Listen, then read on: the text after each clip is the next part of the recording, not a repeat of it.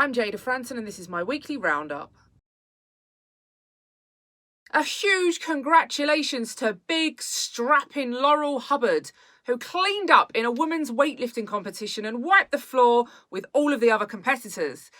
It takes some man to beat all those women. Laurel Hubbard lived as Gavin Hubbard for 35 years before transitioning, and now, in the eyes of the law and the mentally ill, Gavin is now a woman called Laurel. Gavin's weightlifting career competing against other men was not a successful one. But now that Gavin is Laurel, he managed to win gold in the women's super heavyweight weightlifting contest at the Roma World Cup. Welcome to Clown World, where, in the interest of equality for trannies, hard-working, dedicated, real women are being placed at a significant disadvantage by being forced to compete with people who are biologically male. Equality for some but not others kind of defeats the whole concept. The left are experts in distorting facts, and this week they have been having a field day over President Donald Trump's use of the word hoax. Now the Democrats are politicizing the coronavirus. You know that, right? Coronavirus.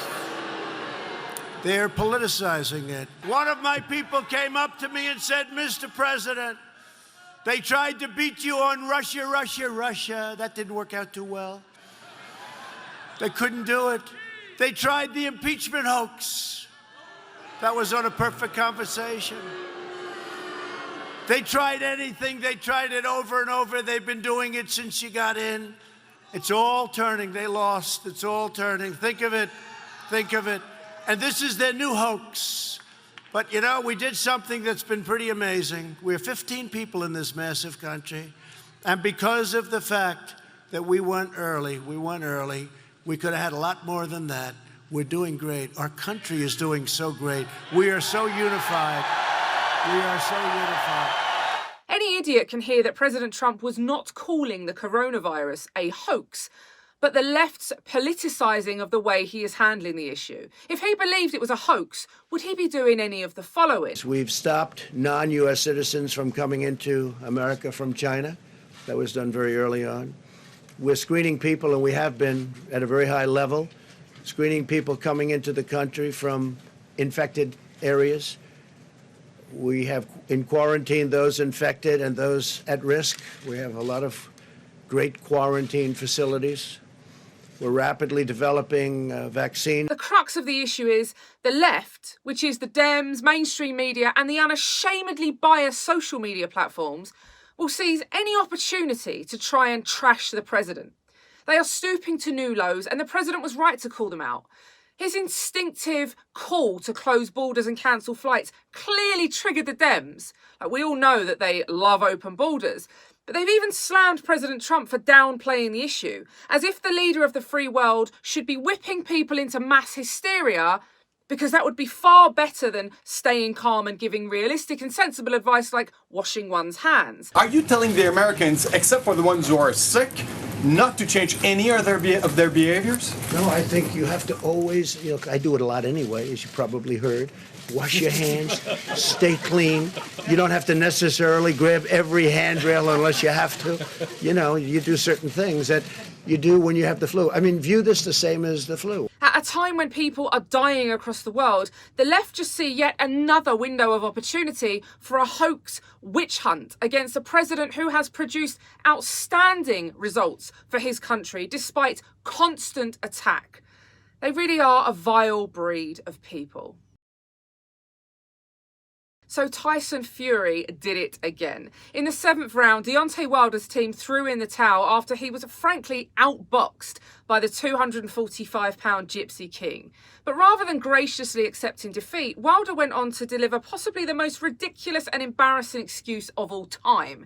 Deontay Wilder is blaming a 40-pound costume for his loss against Tyson Fury. I paid a severe price because my legs were how they were because of my uniform. My uniform was too heavy. It was 40-plus pounds. We had it on 10 or 15 minutes before we even walked out and then put on that helmet. That was extra weight. And then the ring walk, then going up the stairs. It was like a real workout for my legs. When I took it off, I knew immediately The game has changed. Before I even get into the meat of this issue, I'd just like to point out that in a previous interview, Wilder confirmed that he trains with a 45-pound vest. Now I wear a 45-pound vest on me as well too, in all my exercise and everything that I do, to have that extra weight on me. Really? Mm-hmm. But that's not even the point that I'm trying to make here, because far be it from me to knock a man for trying, but this excuse, and let's take it on face value, right? I'll assume that Wilder is being honest. It's down to pure indulgence and politicism of yet another non-political event. The 40-pound costume that Wilder describes as a uniform, which he wore whilst walking into the MGM Grand Arena in Las Vegas, was a tribute to Black History Month. According to Wilder, the sheer weight of the costume, with the helmet and all the batteries, put excessive pressure on his legs and caused him to lose the fight. Well, let this be a lesson, as if this even still needs saying. How about all of you celebs, whether it be heavyweight boxers, movie stars at the Oscars, or singers at the Grammys, stop politicising these events? We do not need you to lecture us on the importance of climate change whilst you accept your award. And we do not want to hear who you are going to vote for when we pay to go to your concerts. And we do not need you to wear a 40-pound costume to remind us that it's Black History Month, as if any of us could possibly be allowed to forget. I happen to think that Tyson Fury would have beat Deontay Wilder with or without the costume, and I think a third fight will just deliver the same result. But if Deontay is convinced that the costume really is to blame, let that be a valuable lesson, that politics has no place in sport. We pay to watch you fight, not force a divisive and one-sided political agenda down our throats. As a British citizen, I can wholeheartedly say that I am disgusted at my country's treatment of our veterans. I have long campaigned for better treatment for our troops and veterans, and I can honestly say that the treatment is getting considerably worse, not better. These are just some of the headlines over the past few days. More PTSD awareness call after ex-UDR tragedy. This call comes from a charity called Beyond the Battlefield, who worked with a big-hearted ex-UDR soldier, Bill Elwood, who tragically took his own life. Ex-soldier 46, struggling with PTSD, found dead in Wigan flat. Ex-soldier Matthew Pottage was found dead in his Wigan flat after he struggled and ultimately failed to cope with life after losing army comrades in a helicopter crash which he witnessed. These are not isolated events. During my time campaigning for our veterans, I have read countless stories of ex-servicemen taking their lives, living on the streets and dying in the cold. Where you get drenched, you're freezing cold through the night. You don't really want to be living. You just want to be like in darkness all the time. It's horrible. Eddie is 26, a military veteran. He says he spent 4 years in the army before being shot in Pakistan while over there repairing equipment. He's been rough sleeping for 3.5 years. I was fixing a tank, got shot from behind. It went through my shoulder, felt burning. Nice mate. Now I'm waiting up in a hospital over here in the UK. And then I got fixed up, talked to my mum. And then my mum passed away after a year. I had nowhere to go after that. It literally breaks my heart watching a man who served my country talk about how he wants to be in constant darkness because life on the streets is so hard. This is the inexcusable neglect that our brave men face after serving our country. To think that these men feel so unsupported that they see taking their own lives as their only option is devastating.